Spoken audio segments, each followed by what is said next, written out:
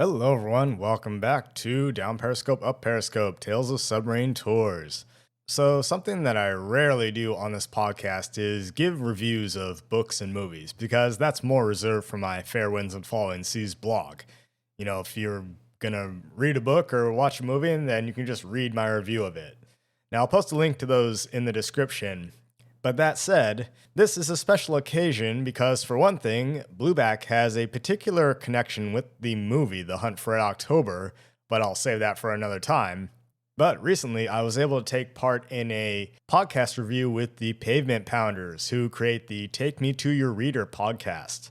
Their podcast largely focuses on science fiction material, and their format involves them reading the original material, then watching the screen adaptation, after which they review both of the things. So they contacted OMSI and asked if we were willing to let them record on Blueback herself. And I'm like, heck yes, that would be awesome. And it's even more appropriate because I recently finished reading the book. So after a little back and forth with emails, we got them down onto the boat on a day that there would be no tours going on, and we set up in the wardroom and got to recording. And they'll post their own episode on their own podcast, but this particular one serves as my full, fleshed out thoughts on the book and the film The Hunt for Red October. So let's get into it. Now, as usual, the views expressed here are the presenter's own and do not necessarily reflect the official policies or positions of either the Oregon Museum of Science and Industry, OMSI, the United States Navy, or the U.S. government. While strong efforts are made to ensure accuracy, all information is subject to change without notice. All personal statements, opinions, omissions, and errors are the commentator's own. The moment that sub went silent and I thought I heard some singing, I heard something in the background, real faint. And then, after all those subs took off, I caught it again, and I managed to get it on tape. I washed it through the computer a few times, and I was able to isolate this sound. When I asked the computer to identify it, what I got was magma displacement.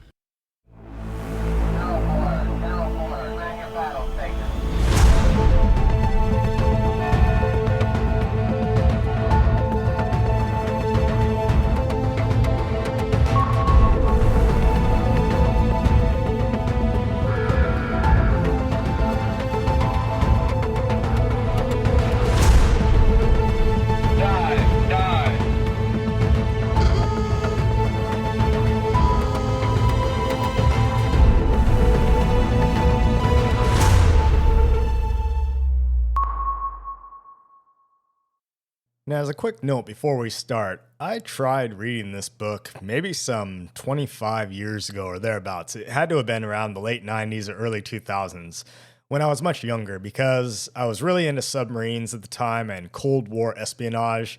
And naturally, as a young teenager, I wanted to be a secret agent like James Bond, or when I grew up, I want to go work for the FBI or the CIA. But of course, none of that happened. Now, I was already familiar at the time with the 1990 film adaptation, and again, we'll get into the film in a little bit later, and my parents recommended that I try reading the book, because they had already read it, and the book is always better, right? Well, at the time, I tried reading the book, but due to the technical nature of Clancy's writing, I only made it like 40 pages into the book before I got bored with it. Now, fast forward to 2024, and I find myself working on USS Blueback. My work has brought me back into studying submarines, and Blueback has a particular connection with the Hunt for Red October film. So naturally, I borrowed a copy of the book from the ship's library, and I finally read the whole thing. Now, Clancy reportedly based the plot of this novel on a master's thesis he read about the real-life mutiny that occurred aboard the Soviet frigate Storozhevoy in November of 1975. However, in that case, the mutineer, Valery Sablin, was not attempting to defect, but rather he was actually a staunch Leninist, and he was really attempting to start another revolution. But that being said, the Soviet media presented the mutiny as an attempt to defect to Sweden at the time. So published in 1984 by the Naval Institute Press, a publisher predominantly known for naval history and military reference works, The Hunt for October is Tom Clancy's first novel and practically redefined the modern military techno-thriller genre. Heavily focused on naval technology, the book examines a fictional Soviet ballistic missile submarine and the NATO attempts to find and recover it. Tom Clancy was born in Baltimore, Maryland in 1947. He attended Loyola College, which is now Loyola University, and he majored in English literature. While in school, he enrolled in the Army Reserve Officer Training Corps ROTC program, but he was ineligible to serve due to his poor eyesight. Upon graduating, Clancy worked as an insurance agent and wrote in his free time. The Hunt for Red October started his career as a novelist. Clancy would ultimately go on to write or co-author nearly 20 fiction books, most of which feature the character Jack Ryan. Additionally, he would author numerous non-fiction works on military topics and technology. Clancy passed away in 2013 near his home in Baltimore due to heart failure at the age of 66. Even before then, his name was licensed to endorse movies, TV shows, and video game series, particularly those dealing with espionage, military intelligence, and technical topics. Despite not having any professional background in intelligence or as a naval officer, Clancy was known for doing extensive research on his works and popularizing the military fiction and techno-thriller genre. So moving on, let's review the book. Now, there's going to be plenty of spoilers in this podcast episode, so if you have not read the book or seen the movie, stop listening right now. There will be full spoilers ahead. On Friday, 3 December 1982, Captain First Rank Marco Ramius takes command of the Soviet Navy's newest Typhoon-class ballistic missile submarine, Red October, and heads to sea from Polyarny Inlet near Murmansk. Ramius, the best submarine skipper in the Soviet Navy, is renowned for having taken out the lead boat in every class of submarine for many years and trained a significant number of officers. Despite his pedigree, Ramius previously lost his wife to what should have been a routine appendectomy, but the doctor was drunk and prescribed ineffective antibiotics. Since the doctor escaped punishment due to being the son of a high-ranking party member, Ramius is actually bitter at the party and vows to make the state pay. Thus, before sailing, Ramius sent a letter to Admiral Yuri Padorin and announced his intention to defect to the United States. Alarmed, the Soviet Northern Fleet set sail in pursuit of Red October with orders to sink her. Instead of rendezvousing with the Alpha-class submarine V.K. Konovalov for several days of exercises, Ramius kills Red October's political officer and sets a course for the U.S. East Coast. Meanwhile, Dr. Jack Ryan, a naval historian and CIA analyst, leaves London, England, and meets Admiral James Greer and Skip Tyler, a former submarine commander at CIA headquarters, to discuss new information obtained from British intelligence, as well as a high-placed CIA spy in the Soviet government known as Cardinal, regarding Red October. The men conclude that Red October has an experimental drive system known as a tunnel drive, which would be extremely quiet in operation and difficult to detect by sonar. Confirming the information, Ryan leaves to brief the President of the United States and the Joint Chiefs of Staff on the situation. Upon reaching the mid-Atlantic ridge near Iceland, Red October is briefly detected by the Los Angeles-class fast attack submarine USS Dallas under the command of Bart Mancuso. Sonar technician second class Ronald Jonesy Jones hears Red October but does not initially classify it as a submarine. Eventually, Jonesy discerns that the submarine is using a new type of propulsion drive which emits a faint harmonic rumble, which now allows Dallas to track the contact. Mancuso reports to Sublant, that is, Submarines Atlantic, that they have detected a possible new submarine and are continuing the pursuit. At the White House, based on the movement of the Soviet Northern Fleet, Ryan convinces the President and Joint Chiefs that Ramius is actually attempting to defect to the United States and recommends that they take advantage of the situation and steal the Soviet submarine. He is then dispatched to the aircraft carrier USS Kennedy and then the Royal Navy aircraft carrier HMS Invincible to locate and make contact with Ramius and Red October. Several hundred miles northeast of Norfolk, Sturgeon-class submarine USS Pogge is monitoring Soviet submarines when the Alpha-class submarine ES Polatovsky, in pursuit of Red October, suffers a reactor meltdown and sinks, with only a single crewman surviving. Meanwhile, the old ballistic missile submarine USS Ethan Allen takes on a small crew of officers and senior enlisted to get her underway into the North Atlantic with massive demolition charges aboard. The Deep Submergence Rescue Vehicle, or DSRV Avalon, is also mobilized on another U.S. submarine. With a plan now in place, USS Pogge rendezvous with HMS Invincible, which is positioned to intercept Red October. USS Dallas, still trailing Red October, allows herself to be detected so the submarine will slow down and detect the nearby British ships. Coming up to periscope depth, HMS Invincible communicates with Red October and alerts them that Soviet ships and submarines are waiting off the US coast to attack them. They give coordinates to proceed to a location southwest of Norfolk where USS Ethan Allen and the submarine rescue ship USS Pigeon, with the deep submersion's rescue vehicle Mystic, are waiting. Upon reaching the area, a radiation accident is faked on Red October, which forces the crew to evacuate via Mystic to the awaiting Pigeon, while Ramius and his defecting officers stay behind with the submarine under the pretense that they'll submerge and scuttle the boat. With the helicopter carrying the Russian-speaking CIA agents having crashed en route to the area, Ryan and Owen Williams, a Russian-speaking British officer, board Red October via Mystic and confirm that Ramius and his officers wish to defect to the US. Unbeknownst to the men, Red October's cook, Igor Loganov, in reality a loyal GRU agent, has stayed behind during the crew evacuation. As Ryan is being given a tour of the submarine, Loganov wounds Williams and Ramius and attempts to destroy the sub by blowing up a missile inside its tube. However, Ryan kills him before he can do so, and the missile is ejected into the sea. Meanwhile, USS Ethan Allen is blown up nearby to fake Red October's scuttling. A submersible with a Russian officer on board is sent down to, quote-unquote, confirm that the wreckage is indeed Red October. They locate a Russian depth gauge, which had been placed aboard Ethan Allen to uphold the ruse, as well as Red October's ejected missile. Red October's evacuated crew are taken to Washington, D.C., and given a quick tour despite Soviet officials' attempts to shield them from American decadence. While most are eventually repatriated, a few decide to stay behind in America. While Red October is escorted into Norfolk by USS Pogge and USS Dallas, V.K. Konovalov, having lingered behind following the Soviet withdrawal, locates the three submarines and initially mistakes Red October for an Ohio-class ballistic missile submarine. Eventually deducing that it's the Red October, Konovalov attacks and successfully hits it with one torpedo, but fails to sink it. After a tense battle, Red October sinks Konovalov by ramming it. Red October is successfully escorted into Norfolk and hidden in a dry dock. Ryan debriefs at CIA headquarters with Admiral Greer and heads back to London. So that's the basic plot of the novel. Now, regarding the writing, Tom Clancy's novels are something of an acquired taste. People either like his books or they don't. The most common complaint I hear is that the writing is too technical and it feels like reading a manual. That said, I don't have a problem with it, although I admit it isn't for everyone. If you're familiar with military technology, submarines, and naval history, then you shouldn't have a problem comprehending the book. You don't need a Bachelor of Science degree or naval experience to appreciate the narrative, but the characters are definitely secondary to the technical aspects of the story.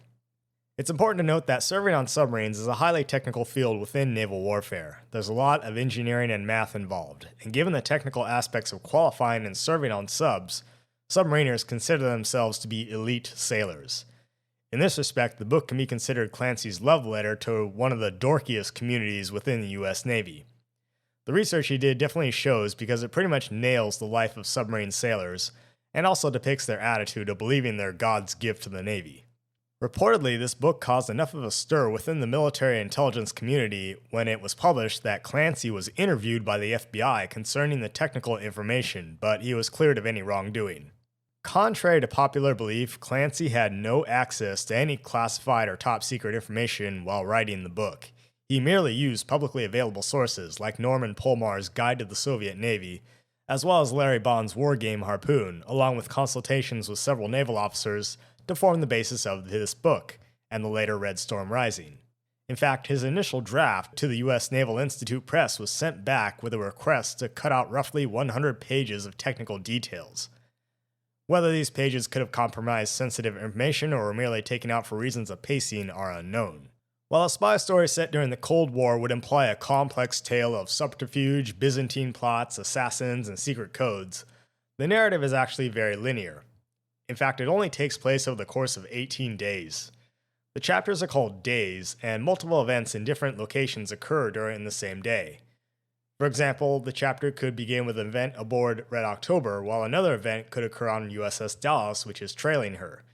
Meanwhile, several thousand miles away, the President of the United States could be meeting with the Soviet ambassador as the two engage in political maneuvering. Despite this jumping around, the plot provides enough story beats and moves steadily enough that the story doesn't bog down too much. Now moving on to my negative criticisms. While the story is good, it's a little too far-reaching, and some of the material and subplots could be excised to make the narrative smoother. For example, the whole subplot with Cardinal, as well as the sinking of the Politovsky, are only tangentially related to the story and don't really add much. Similarly, the actions of USS Pogey, a Sturgeon-class submarine, don't do much to advance the plot, even though she plays a significant role in the story. I didn't go into this book expecting Pulitzer Prize-winning fiction, and Clancy is not known for great characterization. But, to be honest, the characters in the novel are a little dry. The issue is that the dialogue is a little too staid. It feels somewhat stilted and occasionally artificial. As in, the conversations between characters in the book are too clean and orderly. Like, nobody really talks like this. It's not the worst I've read, but it's very economical. Now, as with many Tom Clancy properties, the characters take a backseat to the technical information and espionage. Then again, as someone who reads a lot of naval history, I'm pretty used to this style of writing, and military language tends to be very concise and meant to get information across efficiently. So whether or not you view the book in that light or whatever is up to you. As to how accurate the book is, while Clancy thoroughly researched his books, he was known to change certain information to not give away too much technical knowledge. In Sherry Sontag and Christopher Drew's Blind Man's Bluff, Admiral James Watkins notes that about 2/3 of this book is accurate while the rest is just made up, and the capabilities of the US military are overstated. Watkins further noted that when Clancy submitted the manuscript to the Navy for review and clearance, rather than trying to correct the inaccuracies of the book, he decided to just let the Naval Institute Press publish it because it possessed good propaganda value. Quote, "The Soviets kind of believed it. We'd won the battle, and therefore it was a significant part in the non-costly deterrence of submarines." Without getting too much into the weeds about the book's inaccuracies, in reality, most Soviet submarines were not given names. The Typhoon-class submarines were rare exceptions. The attack submarines, such as the Alpha class, were given alphanumeric designations. Furthermore, the book, and the film, depicts Red October as having a large missile compartment that the crew can access, much like the US Ohio-class ballistic missile subs. In reality, on a Typhoon submarine, the missile tubes are situated between the two pressure hulls, with the outer hull wrapped around them. Another glaring inaccuracy is that the meltdown of E.S. Politovsky's reactor is attributed to a failure in the pressurized water heat exchanger. But in reality, Alpha-class submarines use liquid lead to cool the reactor, which is partially what made them very powerful for their size. So there's no way that the reactor could have suffered a meltdown as depicted in the novel, owing to its different design. Still, most of the inaccuracies in the book could be hand-waved by the fact that either Clancy changed the information for security reasons, or the details of the Soviet submarines weren't known to the West at the time. Of course, the post-Cold War world of 2024 means that we have the benefit of hindsight to confirm these facts. So overall, I enjoyed the novel. The narrative flows steadily and is filled with enough information to keep the reader informed and engaged. The technical details are not too overwhelming, but the reader would do well to have a basic understanding of submarines before picking up this book. On the other hand, some of the subplots of the book could be shortened or taken out since they have little bearing on the plot or they drag it down. As with other Tom Clancy works, the characterization suffers, and the plots are heavily driven by technical information and events rather than the characters or deep thematic elements. All in all, I give the book a rating of a 3.5 out of 4, which is good, borrow from a library. Alright, now moving on to the film, I should note that, admittedly, this review will not be fair because I'm already very biased in favor of this film, because I grew up watching it, and I've always enjoyed it, even if I didn't understand the technical details and espionage elements of the film when I was a kid. Now, the film, and of course Tom Clancy, pretty much codified our mental image of Cold War submarine operations and the exciting underwater submarine battles that we all think happen. But in reality, there's only one time that we know of that submarines actually sank one another while both were submerged, which was during World War II. Look up HMS Venturer. Now, there's not much to talk about in the film regarding historical accuracy because it's ultimately a fictional story, but it does take place within the historical context of the late Cold War. Of course, according to the opening text, none of this ever really happened. Or did it? Now, even in 2024, Cold War submarine operations are still cloaked in a great deal of secrecy. As far as submarine movies go, The Hunt for Red October is probably one of the best. If Das Boot is the ultimate World War II submarine film, then this film is the ultimate Cold War submarine thriller. John McTiernan had recently come off the success of Predator and Die Hard in the late 1980s, so he was no stranger to action films. Like the book it's based on, the film is relatively accurate to Cold War submarine operations. In many ways, the shadowing and stalking of Red October plays out like the real-life submarine espionage operations written about in Blind Man's Bluff. Given the technical and secretive nature of submarine technology and tactics, the film does a good job of explaining things to the viewer. For example, the baffles directly behind a vessel are a blind spot for hull-mounted sonars, and the Crazy Ivan is, or was, a real submarine tactic, also known as a baffle clearing maneuver. And this may have resulted in several collisions between US and Soviet submarines during the Cold War. In reality, in today's Navy, it's been somewhat rendered obsolete with the use of towed sonar arrays.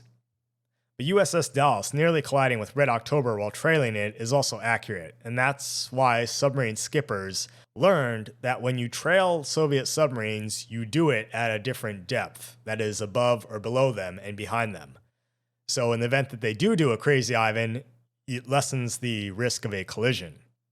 But indeed, this whole film and the book kind of sparked a new interest, briefly, in sort of submarine black projects, right?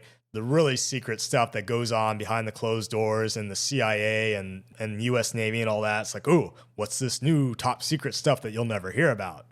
Another thing the film does fairly accurately is the portrayal of the submarine captains, particularly Scott Glenn's character, Commander Bart Mancuso. Now, Glenn himself is a U.S. Marine Corps veteran, and from my understanding, he kind of went into this film with this very kind of hard-charging attitude. But he changed his demeanor when he and Alec Baldwin went aboard USS Salt Lake City for an overnight trip prior to filming. Glenn shadowed the commanding officer, Commander Thomas Fargo, and was allowed to give commands to the crew under Fargo's direction. The crew were also given instructions to act as if Glenn were the captain and to treat him deferentially. In the director's commentary, John McTiernan noted that Glenn came back from his trip with a very different attitude, in that he was much more soft-spoken, much more quiet and serious and considerate of others. McTiernan compares the submarine skippers to college presidents, and the atmosphere on a submarine to that of a library, because people are constantly studying, they speak in hushed tones very directly and very sparsely. In fact, in a way, it's almost like McTiernan took one from submarine skippers. If you listen to his director's commentaries on his films, it doesn't have to be the Red October, but like if you listen to his commentary on Predator, the guy sounds like he's half asleep. He's like, yeah, and submarines are like this, and so this is that, and in this scene, we gotta figure out how to get them all talking, and the characters are, so, yeah, it sounds like he's half asleep. Anyway. Statements from other submarine veterans attest to this attitude. One former submarine veteran, who would later join the U.S. Army and retire as a lieutenant colonel, said that he never saw submarine sailors on his submarine get into a physical altercation. The worst was people getting in each other's faces and exchanging some pretty harsh language. Now, in contrast, later on, as an Army officer, he constantly saw soldiers getting into physical fights over the pettiest of things. And this is because the U.S. Submarine Service heavily screens prospective submarine sailors for things like aggression. Sailors wanting to go into submarines go through a battery of physical and psychological evaluations to make sure that they're mentally stable and fit enough to serve on submarines, given the cramped and challenging environment. After all, these guys are not signing up for the infantry, and submarines do not need macho Rambo guys, but rather it more or less needs intellectuals. Because the world that submarines operate in is very abstract, it does take a certain type of person or sailor to serve on submarines. And the last thing a submarine needs is a loose cannon and a hothead. Now, moving on, I want to discuss some historical inaccuracies and oddities in the film. For whatever reason, the film moves the events up to the year 1984 compared to the book's likely 1982. The film was released in March of 1990 at the very tail end of the Cold War, and relations between the US and Soviet Union had thawed considerably at that point, not to mention that the Cold War was in its final year, and the Soviet Union at that point had all but collapsed. While the production crew had access to the submarines USS Chicago and USS Portsmouth for reference in set design, the interiors of the submarine sets do seem a bit too roomy in some areas.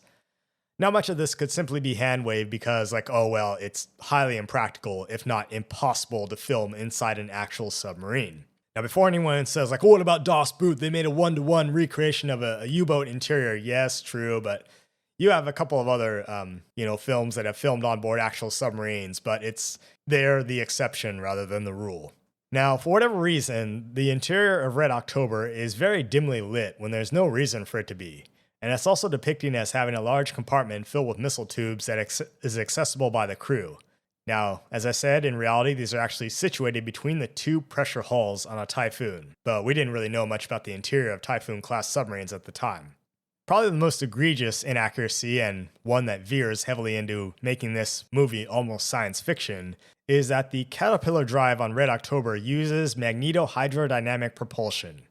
Now, I am not a physicist or an engineer in any sense of the term, but from my reading, magnetohydrodynamic propulsion is a real-world concept. It can be done, and several prototypes have actually been tested.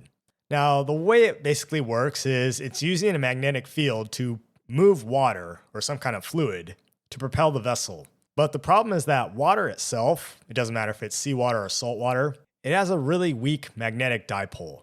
So to propel a submarine that's even larger than a regular Typhoon, and a regular Typhoon is like 48,000 tons submerged, to move something even bigger than that up to, say, 25 plus knots, would require this thing to generate a huge magnetic field that could easily be detected by anti-submarine forces with their magnetic anomaly detectors. Additionally, this system would not be quiet and it would not be energy efficient in operation. So Red October is actually better off just using their traditional screws to stay stealthy. This is in contrast to the book, which specifically calls this a tunnel drive, and that it operates pump jets with impellers, much like, say, a jet boat or a jet ski does, right? Water gets sucked in, and a propeller inside this tunnel, called an impeller, pushes the water out the other side. But in the film, it uses magnets to move the water. Another major inaccuracy is Red October navigating through the underwater canyon. It requires just a little bit of suspension of disbelief. While Mr. Kamarov, the Red October's navigator, and Jonesy, the sonar operator on Dallas, note that the Soviets had hyper-accurate surveys of the canyons, the reality is that submarines avoid underwater seamounts like the plague. Now, USS San Francisco and USS Connecticut, both attack submarines, found this out the hard way when they collided with seamounts in 2005 and 2021, respectively. Even if you had the most accurate charts out there, the reality is that once a submarine is submerged at depth, it's reliant on dead reckoning and its inertial navigation system, which uses gyroscopic compasses and accelerometers to determine its position. So I hope Red October had a really good navigational fix, otherwise it would have slammed right into a mountainside. Now Ramius got really lucky by turning at just the right time at Neptune Massive to evade that torpedo that was dropped on them by the bomber. When initially tracking Red October, Jonesy correctly identifies the plant noise as that of a Typhoon. Now, I should explain that a lot of what makes noise on a nuclear-powered submarine with a pressurized water reactor is actually the machinery and the pumps of the reactor plant that is moving that water and cooling the reactor. That's what Jonesy is hearing. Now, when they lose contact after the Red October engages its Caterpillar drive, they suddenly don't hear anything. In reality, the reactors on Red October would still be running, and they're just powering their Caterpillar and not the screws. So Jonesy, in reality, should still hear the reactor plant noise even more clearly this time, and he would still be able to track Red October. And even then, once Jonesy identifies the unique sound that the Caterpillar drive makes, it effectively negates any stealth advantage that Red October had. So Caterpillar or not, the Typhoons were noted to be particularly noisy, and further advancements in quieting technology on Soviet submarines, particularly on their ballistic missile submarines, did not really come along until the development of the Delta IV class. So all the time and money that the Soviets invested in this technological wonder project was rendered pretty much moot by a really good US Navy sonar technician. Now that he knows what to listen for, it doesn't matter. So much for being stealthy, huh? Another oddity is that Ryan's description of Red October changes throughout the film. Now, for some perspective, Typhoon submarines were the largest submarines ever constructed. They're about 564 feet long and they have a beam of over 74 feet. They have a submerged displacement nearly as much as the Titanic. The Typhoon is about 48,000 tons submerged, and the Titanic itself displaced about 52,000 tons. Early in the film, Jack Ryan states to Admiral Greer when they're meeting at the CIA headquarters that the Red October is 12 meters longer and 3 meters wider than the standard Typhoon, so this will make it 603 feet long and 84 feet at the beam. Strangely, when Ryan is briefing the Joint Chiefs, he states that Red October is approximately 650 feet long, with a submerged displacement of around 32,000 tons, or quote-unquote, roughly the same size as a World War II aircraft carrier. Neither of these figures make sense. Where did that extra 47 feet in length come from? And additionally, if a standard Typhoon is about 48,000 tons submerged, it already has a far larger submerged displacement than a World War II aircraft carrier. Now, Ryan is probably referring to an Essex-class carrier that displaces about 32,000 plus tons. Since Red October is even larger than a regular Typhoon, its submerged displacement will probably be closer to that of the Titanic's than a World War II aircraft carrier. Although he may have said that to give his audience, the National Security Advisor and Joint Chiefs, an easy mental comparison. Another funny thing in the film is the ships used. Now, this I'm really nitpicking at. So, when Red October surfaces, they're found by the USS Reuben James, an Oliver Hazard Perry class frigate. This is actually anachronistic to the events of the film. If the film takes place in late 1984, Reuben James was actually commissioned in 1986, and she's also in the wrong ocean. Reuben James was assigned to the Pacific Fleet, not the Atlantic Fleet. Now, this can easily be explained. The film was shot on the West Coast, and most of the ships used were with the Pacific Fleet because it's more convenient and probably cheaper to film West Coast ships near Hollywood than it is East Coast ships. USS Houston, portraying USS Dallas in the film, was similarly home-ported in Bremerton, Washington, while Dallas, at the time, was actually home-ported on the other side of the country in Groton, Connecticut.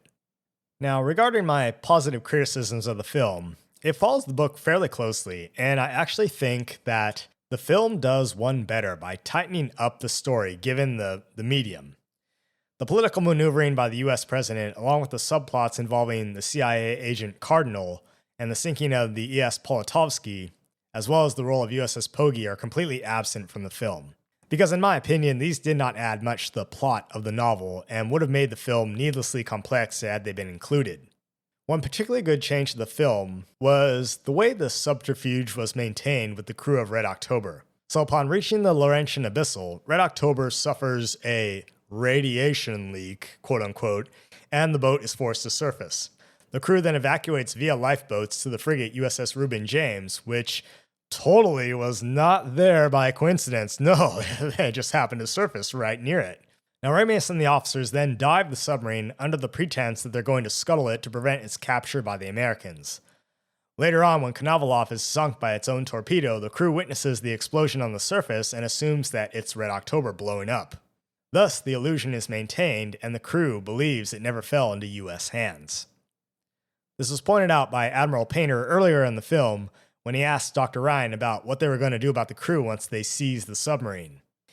Now, in the book, the crew was evacuated via the DSRV, so they already would have had an idea like, something funny is going on here. But I think the film does one better by actually maintaining the illusion for them. As far as they know, the Red October was scuttled, they go back to the Soviet Union and tell their bosses that we don't have the boat. Now, the ending battle is also changed in the film compared to the book. Now, in the film, Mancuso accompanies Ryan aboard Red October, and he's the one that has the con and is maneuvering Red October, and he performs the chicken maneuver with Konovalov, unlike in the book where he stays behind aboard Dallas. The film shows Konovalov also being sunk by its own torpedo rather than being rammed by Red October like in the book. Furthermore, in the film's ending, Red October is hidden in a river in Maine, whereas in the book, she was hidden in a dry dock in Norfolk. Although the film takes several liberties with technology and condenses the storyline, I actually find these changes to be fairly acceptable. Now, regarding the casting, all of the actors, I think, feel really natural in their roles, even if Sean Connery doesn't seem in the least bit Lithuanian. Now, funny enough, Klaus Maria Brandauer was originally cast to play Ramius, but he dropped out of filming due to scheduling conflicts at the time. But if you look at his film history, Brandauer and Connery acted together in several other spy films. The same year in 1990, they were both in The Russia House, and earlier in the 80s, they were both played opposite in the unofficial James Bond film Never Say Never Again, with Brandauer being the villain. Funny enough, Kevin Costner and Harrison Ford were actually the first choices for the character Jack Ryan, but eventually it went to Alec Baldwin. Ford would later play Ryan in Patriot Games and Clear and Present Danger. Now, I think Brandauer would have made a good Ramius, actually, because he's Austrian, and I think he could more easily pass as an Eastern European than Sean Connery can. Kevin Costner would have probably made a good Ryan, in my opinion, although I do find his acting to be occasionally a little flat and boring. Personally, I gotta be honest here, I'm not a huge fan of Harrison Ford as Ryan because he's so recognizable as Han Solo and Indiana Jones. He just has too much on-screen charisma, and Ford does not really play the everyman very well.